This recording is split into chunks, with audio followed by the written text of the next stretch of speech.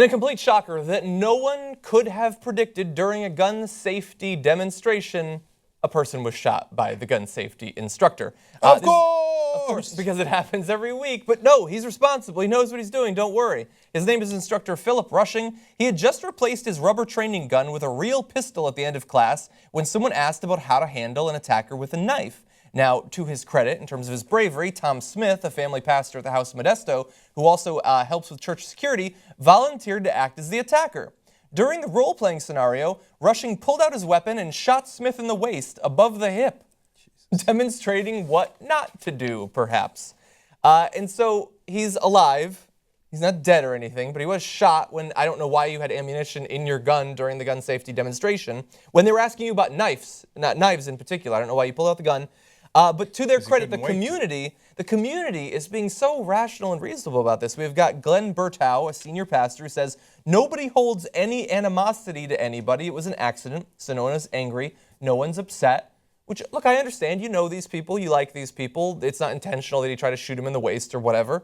Elijah Collings, who's a parishioner there, says, it was just a freak accident. The instructor, whatever they were doing, and the gun had went off. And I guess shot him in the stomach, and they said, but he's okay. So it's a bit rambling there. But it's a freak accident. I'll grant you that. It's not as much of a freak accident if you pull out the gun and point it at the person. If the gun's at home while you're doing your class, then it's much more of a freak accident. But when you aim a gun at a person, them being shot is one of the most likely things that could happen. Yeah. So I got into a basketball accident recently. That's why I got the 4 stitches on my nose. Yeah. And it was a guy on my team. He went out for a rebound and landed with his elbow on my nose. Now, see, that was an accident because we're playing basketball. We're on the same team, and sometimes those things happen. You know, the elbow lands where it's not supposed to. Now, I don't blame him at all. He's a really good friend of mine. God bless his heart, right? I would blame someone even if they were a friend. They said, oh, I meant to pull out my rubber gun and fake shoot you. Instead, I pulled out my real gun. I couldn't tell the difference and shot you for real.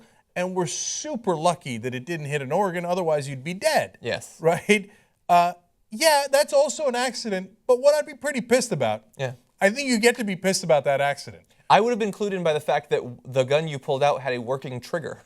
Yeah, I mean, and the other is just a prop made out of rubber. He's a safety instructor for guns. He works at the Personal Protection Institute in Modesto, yet he can't tell a difference between a rubber training gun and a real gun. Yeah. You know why? It's not because he's particularly stupid, although an argument could be made. It's because when you play around with guns, a lot of times people get shot. Yeah. Because that's what the gun is made for. Yes. So you think, oh, I'm going to be careful. This personal safety instructor thought he was going to be really careful. Everybody thinks they're going to be really careful until all of a sudden they accidentally shoot a pastor. Okay, so don't play around with guns because they're designed to kill people. Exactly. Yeah, you should be responsible and you should learn to handle them if you're going to have them around. But you are fooling yourself if you believe that that has eliminated all of the risks. The sheer number of the hundreds or thousands of accidental shootings every year should teach you that.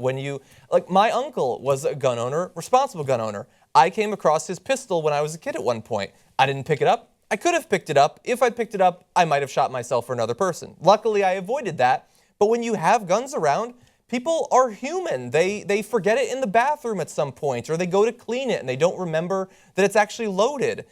You can train to eliminate some of the risk, but you can't eliminate all of the risk. And so when things like this happen, you can say, aw, shucks, but you can't say it's a freak accident because it's a freak accident that happens with startling regularity across the country. And everybody, now I'm going to be a bit of a jerk. They all say they're praying for him. I wish they'd have prayed for the pastor before he got shot so he wouldn't have gotten shot. That's not how God works. By the way that prayer would have worked is if you'd prayed for gun control.